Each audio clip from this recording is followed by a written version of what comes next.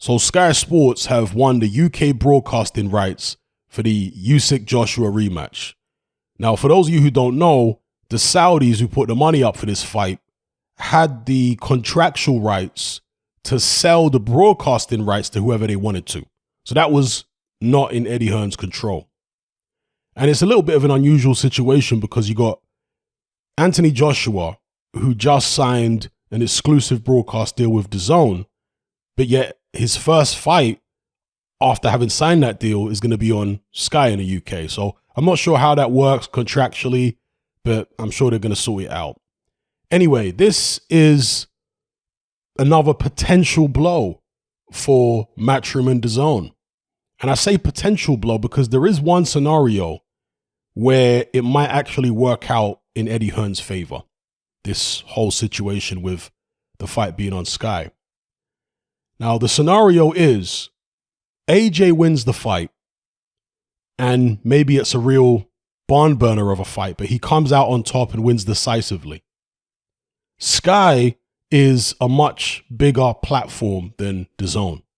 So all of the publicity that AJ's win in this epic fight would generate would then be transferred over to Dazn. They would be inheriting a much greater commodity than if, let's say, AJ just scrapes by or AJ loses the fight. And that, of course, is the worst case scenario for Dazn. If AJ loses and he gets, let's say, knocked out badly, then Dazn are taking someone who had his best years on Sky. And Sky have just cashed in, do you know what I mean? Or cashed out, however you want to look at it, on Anthony Joshua. And therefore, Dazn will just be getting leftovers, you know, the remnants of what used to be Anthony Joshua. So those are the two different scenarios. It's possible if AJ wins decisively in a great fight and looks good, that it will benefit Dazn because they don't have the reach that Sky have. So he'll be getting a whole heap of extra fans watching, publicity, etc. with the fight being on Sky, and then takes that momentum over to Dazn. It helps build up Dazn's platform because the fans will be clamoring to see Anthony Joshua's next fight if he wins in the fashion I just described. And they're going to think, oh, it's not on Sky. Where is it? Where's his next fight? Oh, it's Dazn. Okay, let's sign up for Dazn. You see what I'm saying? So yeah, interesting situation. All depends on how the fight goes, who wins, and in what fashion. Let me know what you guys think about this in the comment section below. Now, I've long said that Dazn's commentary team is so bad that it makes Sky's team look good. And it's not that Sky's team are good because they're not. They just look good in comparison to Dazn. Dazn recently had Carl Froch on a few shows back, and I think that's a good addition to the team, although I've also seen Froch on Sky, and you know, he moves around like a lot of these pundits tend to do these days. They don't like to get tied down to one station, and that's very smart on their part. So I think getting Froch in more often would be a good move. I think getting David Haye in, we know Haye moves around all over the place.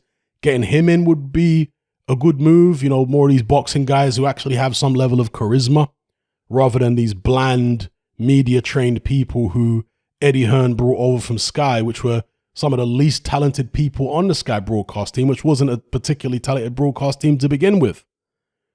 So yeah, the point I'm making here is that for those people like me who really don't like the Dazn broadcast team, not like I hate them, but they're just so bland.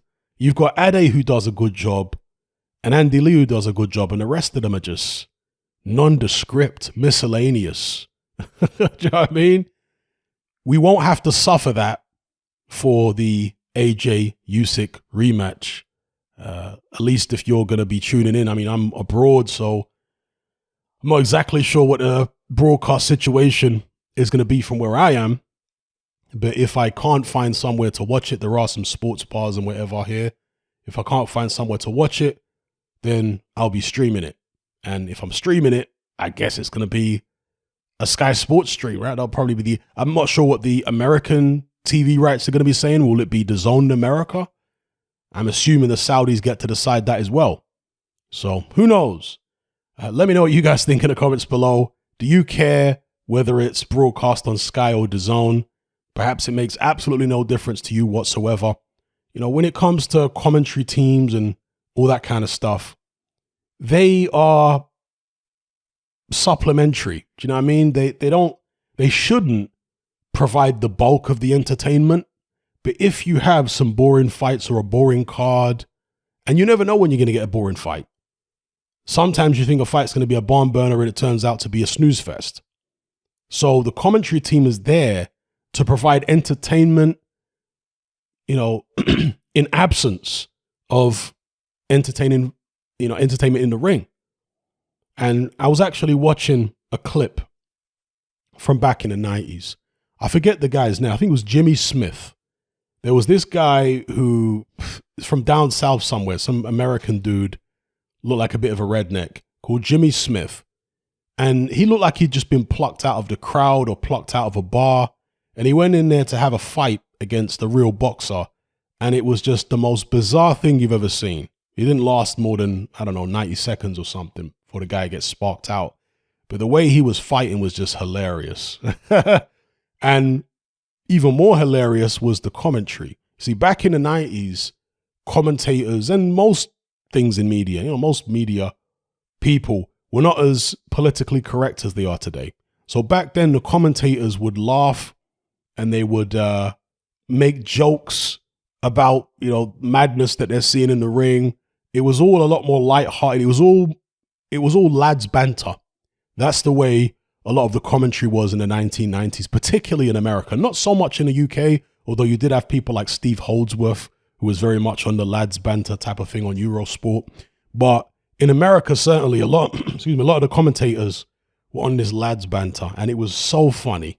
It enhanced the entertainment in the ring. So, and even with HBO, when they were still doing boxing, they had an element of that with Roy Jones and with Max Kellerman and what's the other guy called now? Not Larry Merchant. I'm forgetting his name. Jim Lampley, Jim Lampley, all these guys. They had an element of the camaraderie, the ensemble commentary team with a bit of banter and all that kind of stuff. The banter, so-called, quote unquote, that you hear on the Sky team and on the Dazn team is cringe-worthy.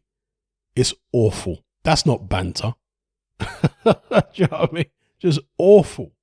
So, yeah, that's my take on the whole commentary thing. It's something to supplement the action in the ring or complement the action in the ring.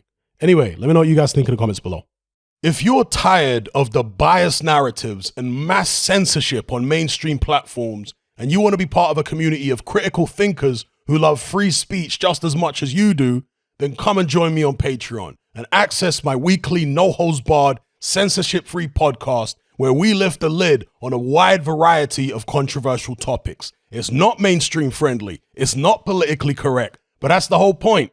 We dare to stand as a beacon of reason against an army of insanity. Just head on over to my Patreon page and select the tier called Hatman Hot Topics. You'll gain access to a minimum of 2 hours of exclusive content every single week, including podcasts, videos, interviews, live stream Q&As, as well as my popular Confessions of a Nightclub Bouncer series. Not to mention a vast back catalog of hundreds of hours of previous episodes. You can listen via the Patreon app with the option to download in high quality MP3. We've also got an Element group where you can come and chat and hang out with myself and other members. Unlike Discord, it has full end-to-end encryption, is decentralized, and is 100% censorship free. You can also send voice notes as well as much larger audio and video files than you can on Discord. So come and sign up on Patreon. There's no contract, there's no commitment. You can cancel at any time, and it's cheaper than a cup of coffee.